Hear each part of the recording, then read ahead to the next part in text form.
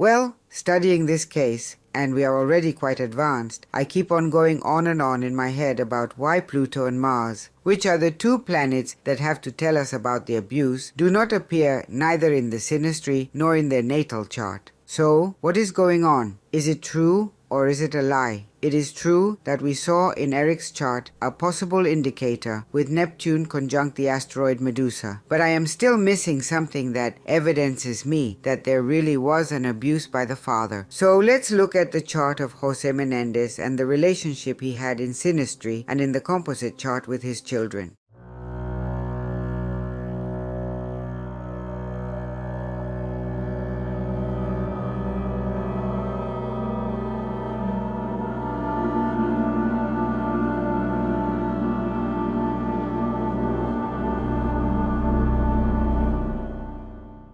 Well, I have it that José Menéndez was born on May 6, 1944, in Havana, Cuba. We don't have the time, and no matter how hard I looked, I couldn't find it. So, not knowing this information, we are going to know only 50% of his chart. Well, it has the sun in Taurus, and I say that the moon is in Libra. Why? Because not knowing the time, well, obviously we have to accept that the moon moves 13 degrees per day, and that day, well, it was practically all day in Libra, May 6th, but towards the end of the night, it went into Virgo. But as he was a manager, he was a public relations worker, probably very bright, very typical of a moon in Libra. So the ascendant that we are looking at right now, don't pay much attention to it because it is a hypothetical time. We don't know the ascendant, which is determined by the time of birth. Well, we see that Mercury and Venus were also in Taurus with the sun. What does this indicate? In principle, a Venus in Taurus is in your sign, let's say, in your domicile. People with Venus in Taurus like nice things, they have good taste,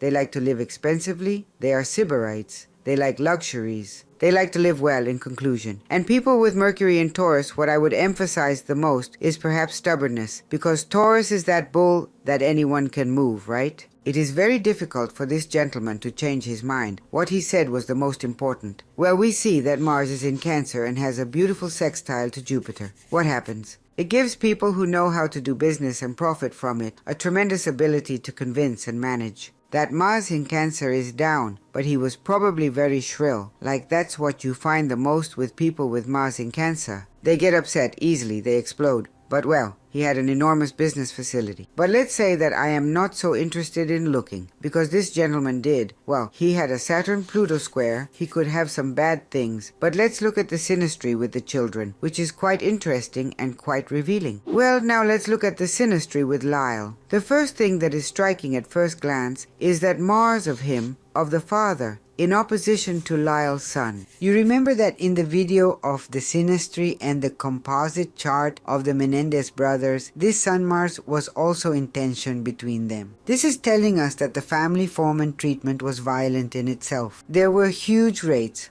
probably even of physical violence, because that Mars-Sun in tension is hard. One sees this aspect of Mars in opposition to the Sun. In the chart of the father and the son, one understands why he killed him. The father had to have gone a lot overboard with the son to reach that point of stress and tension and such a tragic outcome. It is super strong. Well, remember I was looking for a Pluto-Mars meaning? Well, here it is. Look at the synastry of the father and son. The father's Pluto is in quincunx to Lyle's Mars, and the father's Mars is in sextile to Lyle's natal Pluto. This is evidence that there was sexual contact between them, that there was rape, that there was trespassing. It is very curious that the Mars of the father sextile Pluto, that is, a sextile, is a good aspect. That is to say, it is as if Lyle had habituated and incorporated in him the vices of the father. That is to say, he accepted them in some way. He not only accepted them, he repeated them. And the last aspect in this synastry that strikes me, remember that Lyle has Saturn opposing Uranus. Somehow, Saturn emasculated the father. He was going to kill the father. And if we look at it in synastry, that Saturn is in opposition to the father's Neptune, that is, Uranus is conjunct Neptune. What is this telling us? Neptune in our lives rules our spirituality. It rules the ability to be imaginative, to create art, but also the ability to be depraved. Well, let's remember that Saturn castrated the father, Uranus, and with this aspect of Lyle's natal chart being in aspect to the father's Neptune, it's telling me why, in the great background, Lyle sacrifices the father and kills him, and it's because of his Neptunian side, because of his depraved side. Hey, are you paying attention to me? Well, the moment you've been waiting for has arrived. Subscribe, like, and if you have any opinion or question, leave it in the comment. Okay, now let's take a look at the synastry of José Menéndez with his son Eric. Well, the first thing that strikes me is that you remember that I mentioned in Eric's chart that Saturn and Jupiter were in opposition, that this gave him a nonsense of being a fickle person, wastefulness, inability to structure, and so on. That Eric's Saturn and Jupiter were in aspect to the father's sun, Saturn in conjunction with the sun and Jupiter in opposition. Well, it killed him after all. There it is. I broke the rules. I went over the father figure. I am more law.